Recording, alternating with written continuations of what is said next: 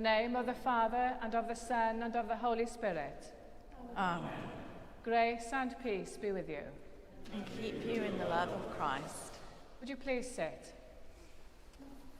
It's lovely to welcome Bishop David back. Lovely to have you with us.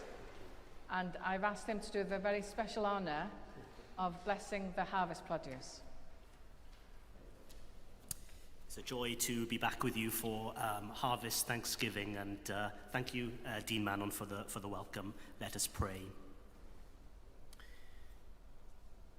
Lord of the harvest, we thank you for your bountiful goodness and for the fruits of the earth. Bless these gifts and all those who farm the land and the sea, and give us grateful hearts. We ask this through Jesus Christ, our Lord. Amen.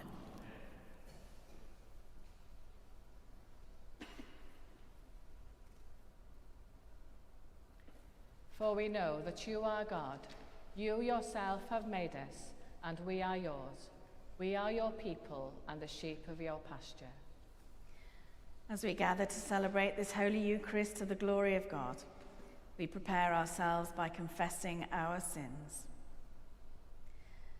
Trusting in the goodness of our merciful Father, upheld by the gentleness of our companion Jesus, seeing our lives anew in the radiance of the life-giving Spirit.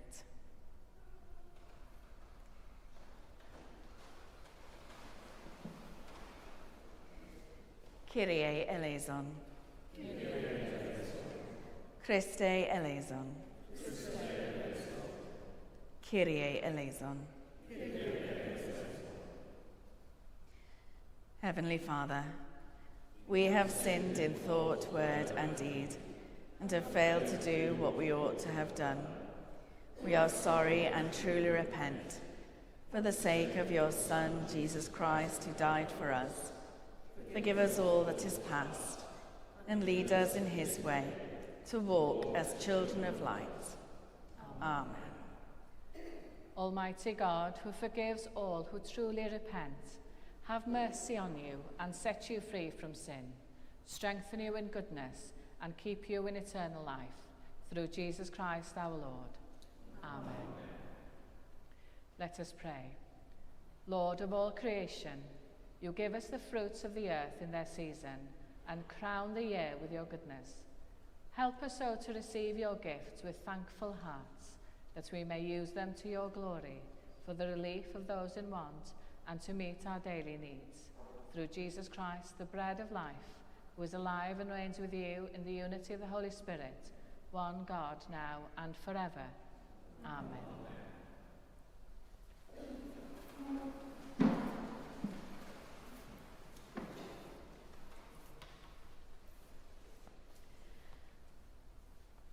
May all lands be joyful before you, O God. Serve with gladness and come before your presence with a song.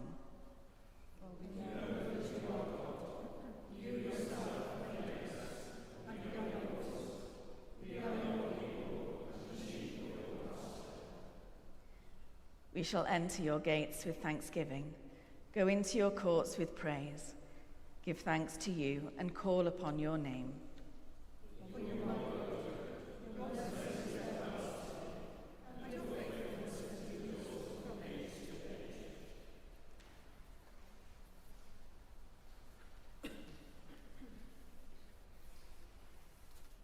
A reading from the book of Deuteronomy.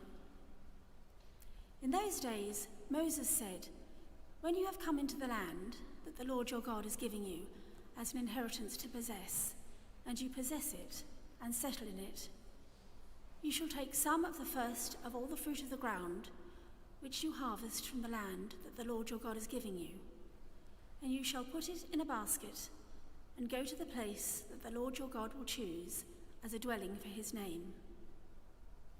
You shall go to the priest who is in office at that time and say to him, 'Today I declare to the Lord your God that I have come into the land that the Lord swore to our ancestors to give us.' When the priest takes the basket from your hand and sets it down before the altar of the Lord your God, you shall make this response before the Lord your God. A wandering Aramaean was my ancestor. he went down into Egypt and lived there as an alien, few in number, and there he became a great nation, mighty and populous. When the Egyptians treated us harshly and afflicted us by imposing hard labour on us, we cried to the Lord, the God of our ancestors. The Lord heard our voice and saw our affliction, our toil and our oppression. The Lord brought us out of Egypt with a mighty hand and an outstretched arm, with a terrifying display of power, and with signs and wonders. And he brought us into this place and gave us this land, a land flowing with milk and honey. So now I bring the first of the fruit of the ground that you, O Lord, have given me.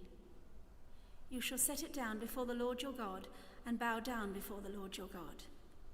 Then you, together with the Levites and the aliens who reside among you, shall celebrate with all the bounty that the Lord your God has given to you and to your house. Hear the word of life to the world.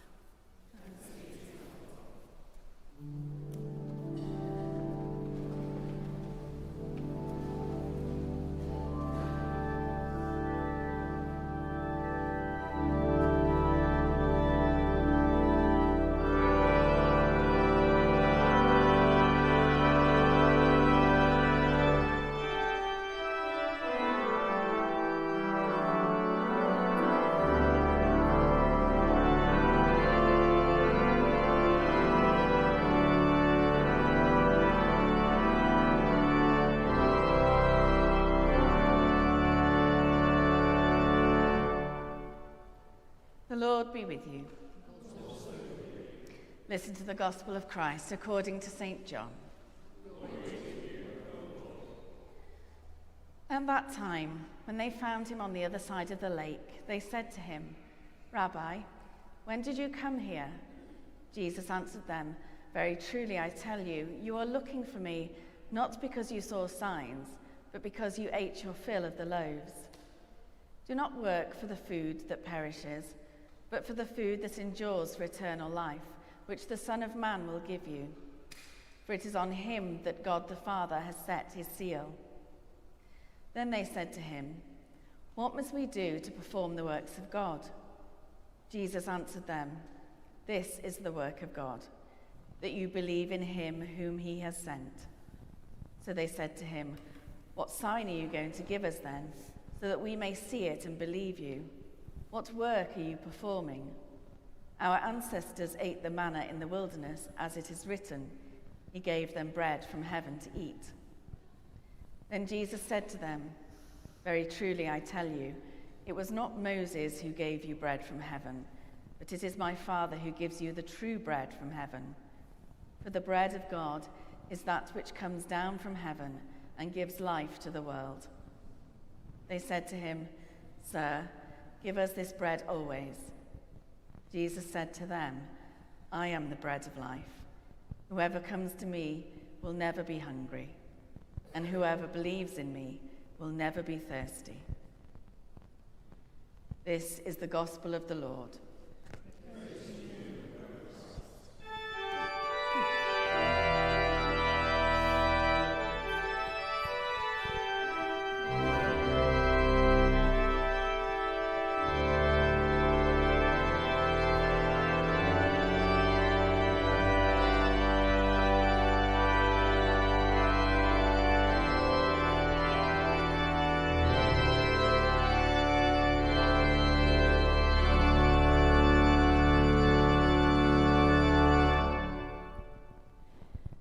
Let Jesus be the bread of your lives.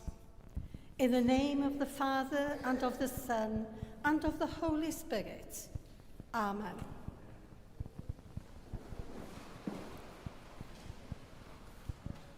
So, what is harvest? In the Bible, harvest is the concept which holds significant agricultural events and also a metaphor for spiritual truths. In ancient Israel, the harvest was a time for joy and thanksgiving. It marks a time of seasons, labour, and for God's provisions. Now, biblically, it also serves as a powerful metaphor for divine judgment, spiritual growth, and the gathering of believers. So today we celebrate harvest. The season has changed. It gets darker earlier, and it's certainly colder. There is snow on the higher peaks in Scotland. Hands up who has put their heating on. Not me. Yet. One thing I noticed was how the leaves changed their colour. And because of the rain and the wind, the leaves fall and block the drains. But the colours are fantastic. They go from green to yellow, red and orange. And of course the children are back in school, and half term is around the corner. Most of the children are just about settling in their new schools or classes, and then they get another holiday. Autumn brings along a lot of change to us all. Harvest is, of course, a time to celebrate all the good things that have happened. But also, we find it difficult to celebrate after the incidents that happen around the world, like famine, drought, war, floods, to name just a few. Although the damage is done in those countries where war is affected, they also affect us around the world. Maybe this year there is a deeper need to be more thankful for all that we have, and to step back and think before we complain.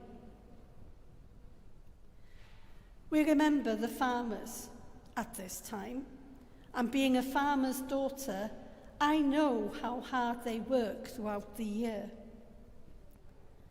As a child, we learned to help my father. Poor man, he always wanted a son. He got 4 daughters.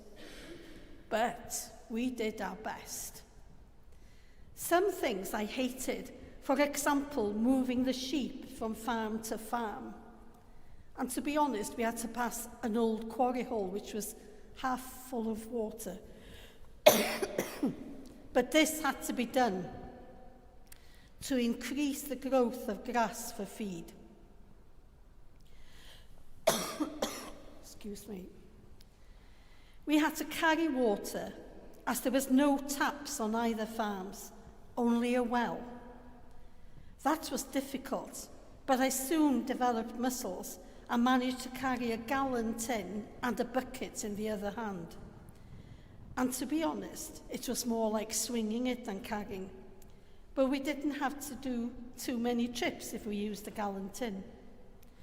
My father to this day doesn't know this, so please keep my little secret. My secret, yes. There was a benefit to that secret, because I developed such muscles in my arms that I was really good at discus throwing. And the school sports day was really good fun, especially seeing as my house, which was called Dillon, we wore blue for those events. We used to win, and I used to think, great, you know, I've done something good. So in the village where we lived, there was an unwritten law. When it was shearing time, we would go from farm to help. The men sheared, we learned to fold the wool, and even got to mark the sheep. My dad's mark was a black J, because his surname's Jones. And to this day, I love the smell of coal tar. All the women prepared the food for lunch and tea, as this was all done on a Saturday. So we started early and finished when we'd finished all the work. As of course, we all had to go to church or chapel on a Sunday. It was hard work, but also we did have a lot of fun. Next would come the haymaking, and we didn't have bales in those days. We had old sheets that we used to fill the hay into, and we used to drag it down to the barn, and the farmers would then put it up neatly to make it sort of balanced. So they did the same with the vegetables as well, but they also shared those vegetables. So I was brought up to know where our food came from. And as a community, we supported one another through all sorts.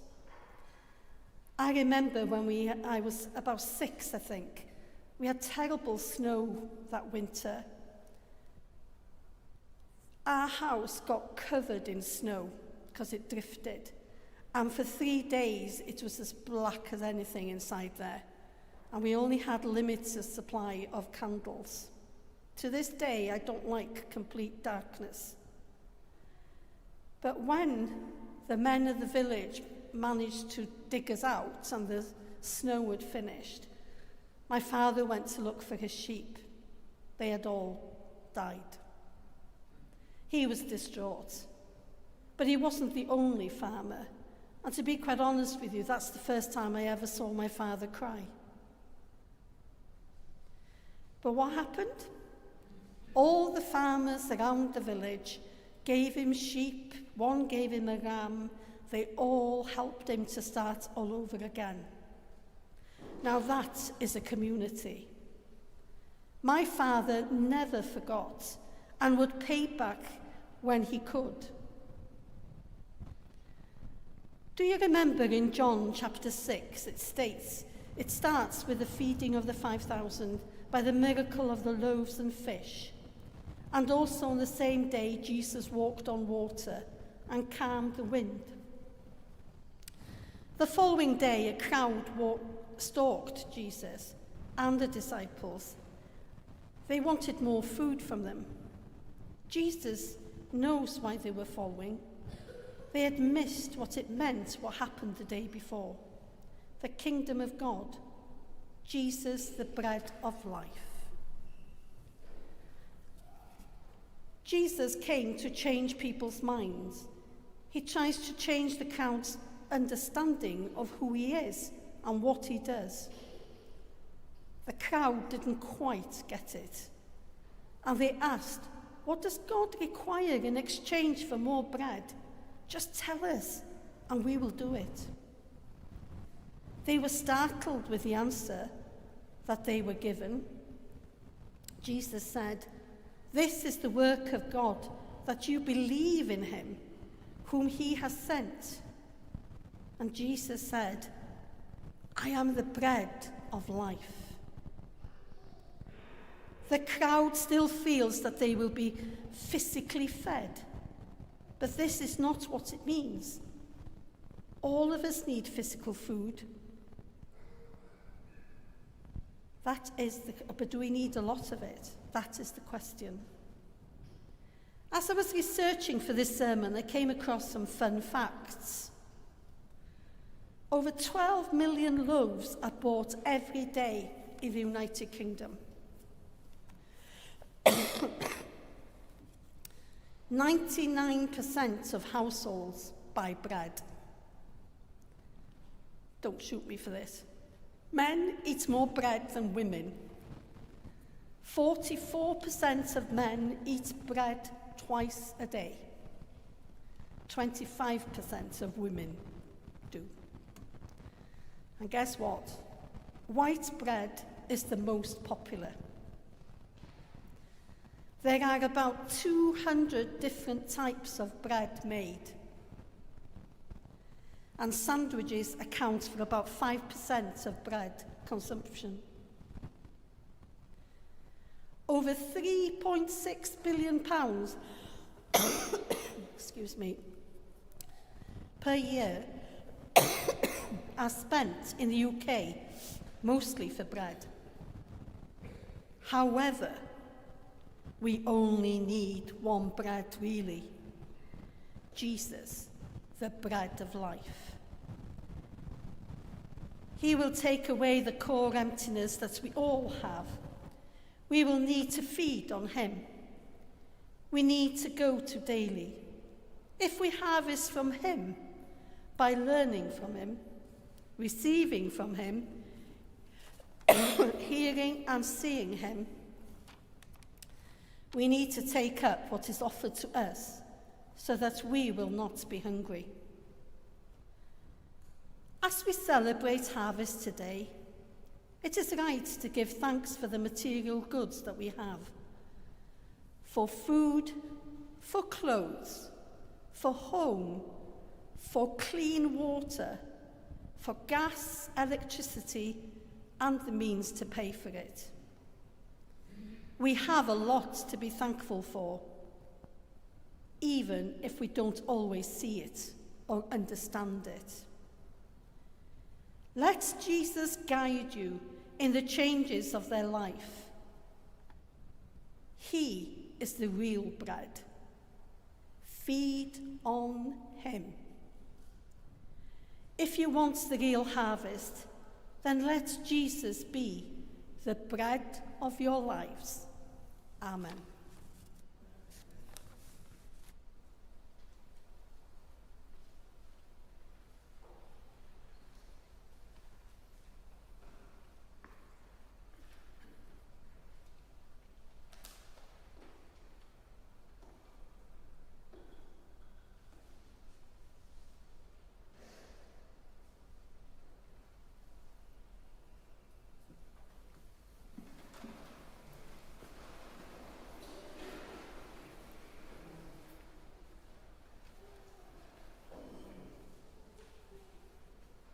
Together, let us affirm our faith. We believe in one God, the Father, the Almighty, maker of heaven and earth, of all that is seen and unseen. We believe in one Lord Jesus Christ, the only Son of God, eternally begotten of the Father, God from God, light from light, true God from true God, begotten, not made, of one being with the Father. Through him all things were made. For us and for our salvation, he came down from heaven. By the power of the Holy Spirit, he became incarnate from the Virgin Mary and was made man. For our sake, he was crucified under Pontius Pilate. He suffered death and was buried. On the third day, he rose again, in accordance with the Scriptures. He ascended into heaven and is seated at the right hand of the Father. He will come again in glory to judge the living and the dead, and his kingdom will have no end. We believe in the Holy Spirit, the Lord, the giver of life, who proceeds from the Father and the Son, who with the Father and the Son is worshipped and glorified.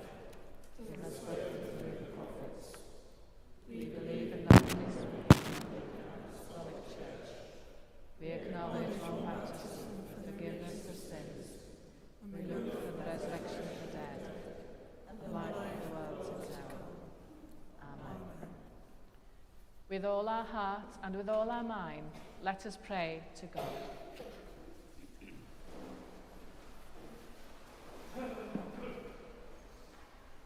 Let us pray to God, Lord of the harvest, that he may lead us through all the troubles of our lives, guiding us in the way of truth, unity, and peace. Lord, in your mercy, Almighty God, who in the beginning set man on earth to cultivate the soil and have dominion over created things, we give thanks today for all who work on land and sea, for those who market the produce and the manufacturers of all our food. Direct and prosper their work, so that all the fruits of the earth may be wisely cultivated, safely harvested, and generously shared among all your people. Lord, in your mercy, God our Father, May your Spirit move within your church, nurturing our faith and spreading your gospel. We thank you for all who minister to us, helping us to grow into the people you want us to be. We pray for the ministry of Dean Mannon, Canon Tracy, Bishop David, and all who lead us in worship, uniting us in the fellowship and truth. Lord, in your mercy, God of salvation, we pray for the areas of the world where the bounty you created has been destroyed by war. We bring before you the needs of the suffering people of Ukraine, Russia, Sudan, Israel, and Gaza. Inspire with wisdom and mercy those who bear authority, that justice may prevail and wrongs be righted, so that your peace and love may shine graciously on all the world. Lord, in your mercy, eternal God, whose Son Jesus Christ bore our grief and carried our sorrows, hear us as we pray for those who are sick in mind, body, or spirit. We pray for those critically injured in the terrorist attack on the Jewish synagogue in Manchester, and for those in our own community: Christine, John, James, Robert, John, Nick, and Jill. We also pray for those who are known to us and those only known by you. Enfold them in your arms. Let them know your peace and give them healing. Lord, in your mercy, hear. You, Lord, are the resurrection and the life. Through your sacrifice, we are given the hope of eternal life.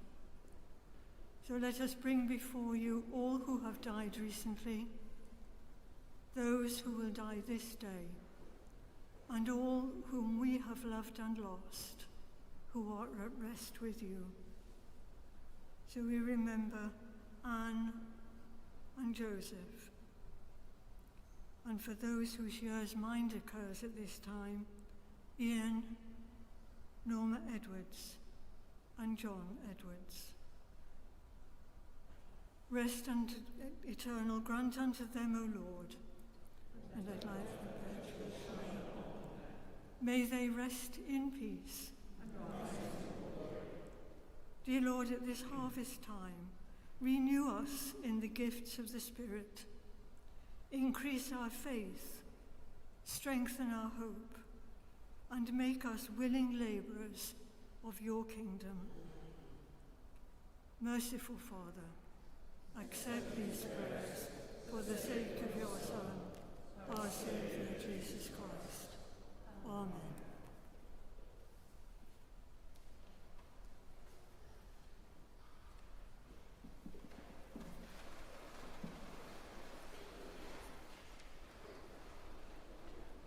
God has reconciled us to himself through Christ and given us the ministry of reconciliation. The peace of the Lord be always with you. And also, we share a sign of peace.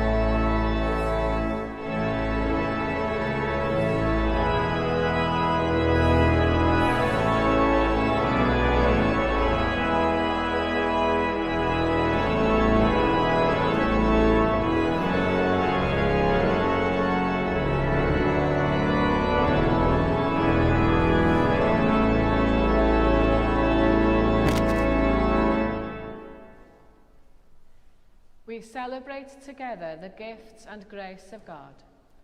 We take this bread, we take this wine, to follow Christ's example and obey his command. The Lord be with you.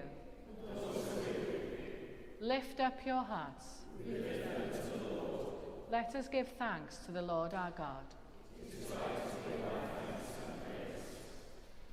It is indeed right. It is our duty and our joy at all times and in all places to give you thanks, Holy Father, all-powerful and ever-living God, through Jesus Christ our Lord.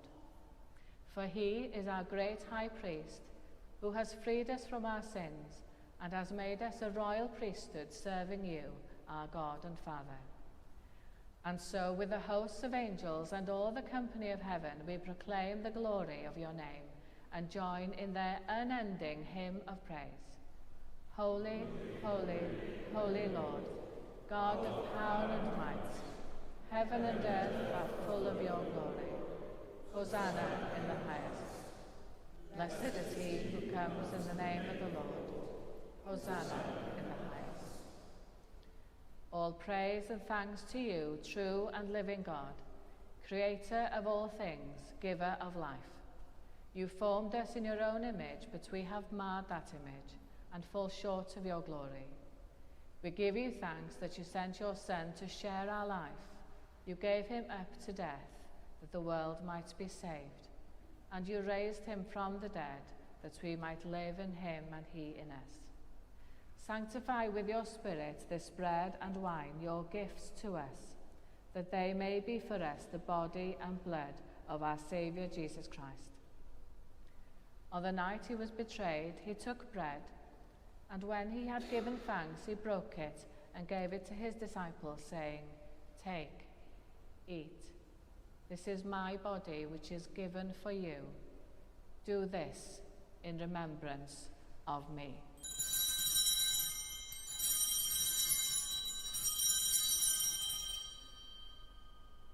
In the same way, after supper, he took the cup, and when he had given thanks, he gave it to them, saying, "Drink from this, all of you, for this is my blood of the new covenant, which is shed for you and for many, for the forgiveness of sins. Do this as often as you drink it, in remembrance of me."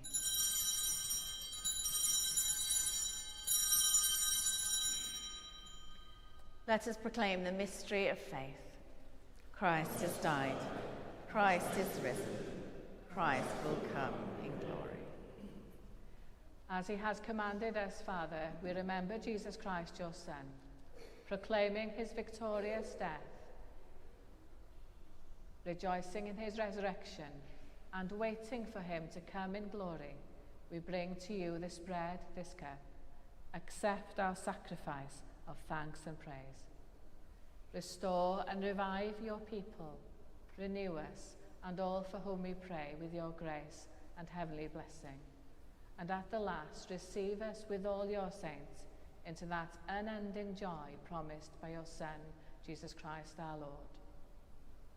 Through him, with him, in the unity of the Holy Spirit, all honour and glory are yours, Almighty Father, forever and ever.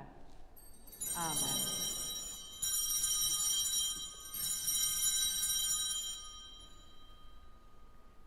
As our Saviour taught us, we pray, Our Father, who art in heaven, hallowed be thy name.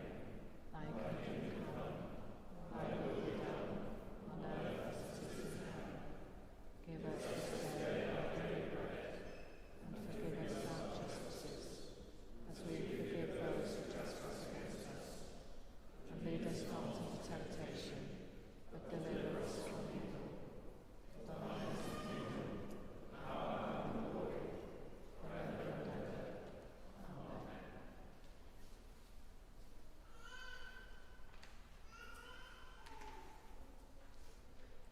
We break this bread to share in the body of Christ.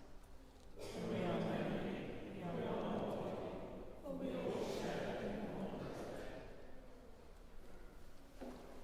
Lamb of God, who takes away the sins of the world, have mercy on us. Lamb of God, who takes away the sins of the world, have mercy on us. Lamb of God, who takes away the sins of the world, grant us peace.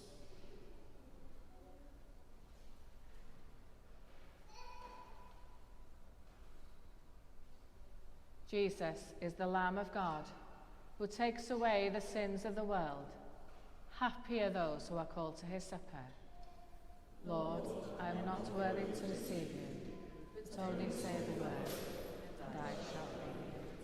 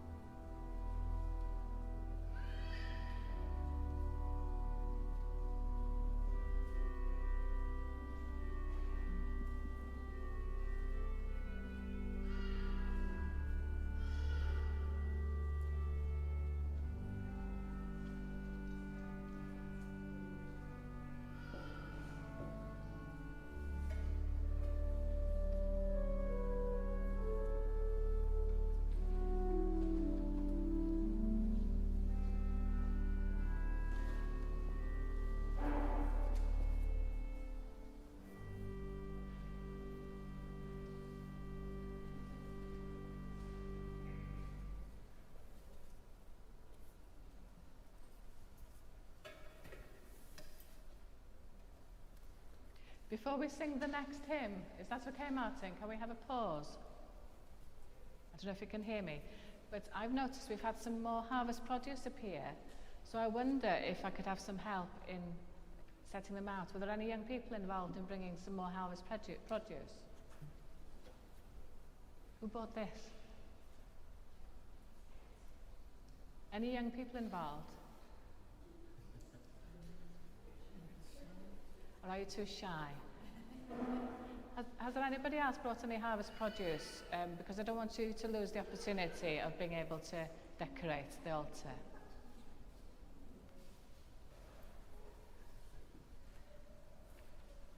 So can we also stand and now sing the final hymn?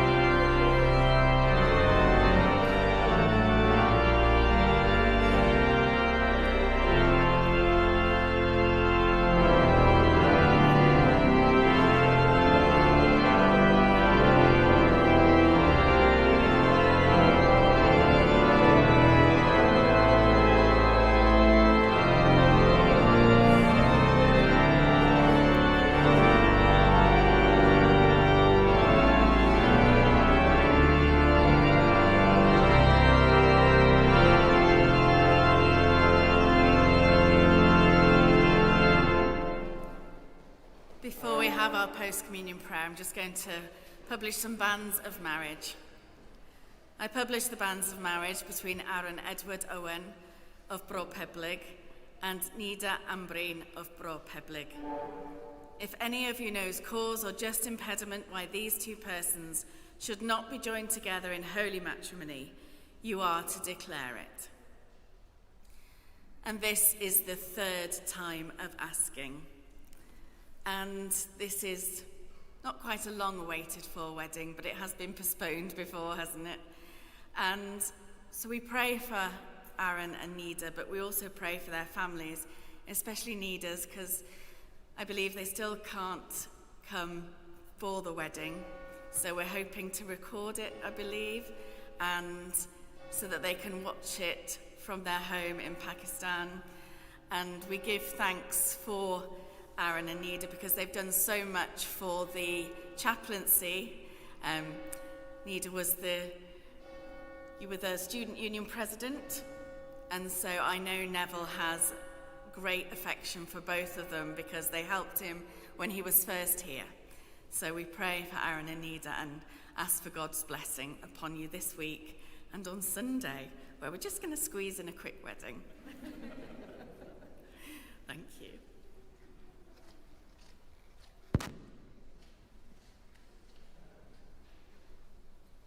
So again, I want to thank everybody who's prepared for this service and for the lovely display and for the children's help in taking it to the back so that we can distribute it. Give thanks to the Lord, for he is gracious. Lord of the harvest, with joy we have offered thanksgiving for your love and creation, and have shared in the bread and wine of the kingdom. By your grace, plant within us such reverence for all that you give us, that will make us wise stewards of the good things we enjoy. Through Jesus Christ our Lord. Amen. Now I'm going to ask Bishop David to give the blessing.